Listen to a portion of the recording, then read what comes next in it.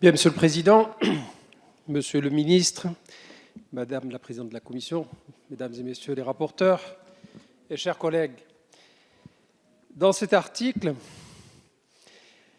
ne confondons pas tout et ne perdons pas de vue l'objectif global de ce projet de loi.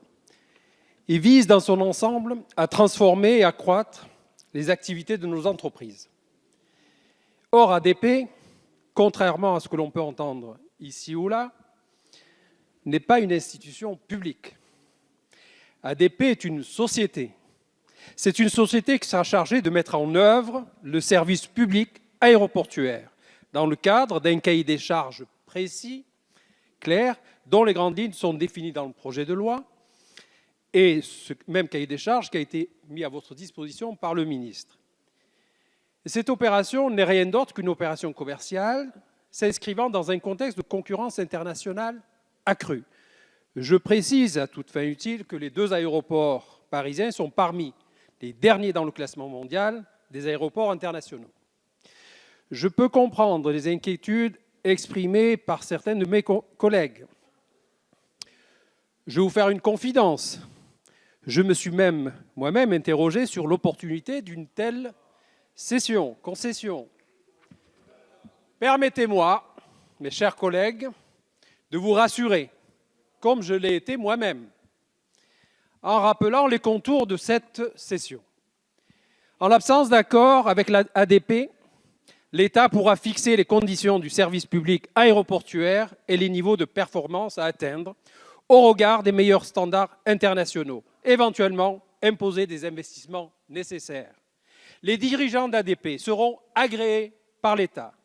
ADP appliquera à ses achats les obligations de publicité et de mise en concurrence prévues par le Code des marchés publics. L'État encadrera et autorisera les modifications apportées aux installations aéroportuaires.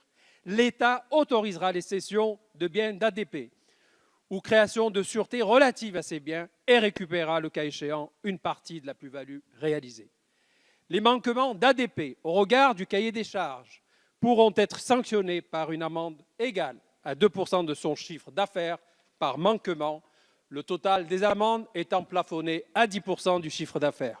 Enfin, rajoutons comme garde-fou cet amendement introduit par notre groupe MODEM consistant à permettre aux collectivités locales d'entrer dans le capital d'ADP. Je tiens à saluer l'excellent travail de mes collègues Isabelle Florennes et Jean-Louis Bourlanges. Depuis quelques jours, et aujourd'hui même, les opposants à cette cession prennent comme exemple la privatisation de l'aéroport de Toulouse. Pourquoi, chers collègues, ne pas prendre comme exemple plus vertueux les opérations de privatisation des aéroports de Nice et de Lyon? D'ailleurs, et c'est justement parce que l'opération toulousaine n'est pas bonne, que le gouvernement ne commettra pas les mêmes erreurs avec ADP. Et je vous invite, mes chers collègues, si ce n'est pas fait, à lire l'excellent rapport rendu par la Cour des comptes sur ces exemples de privatisation.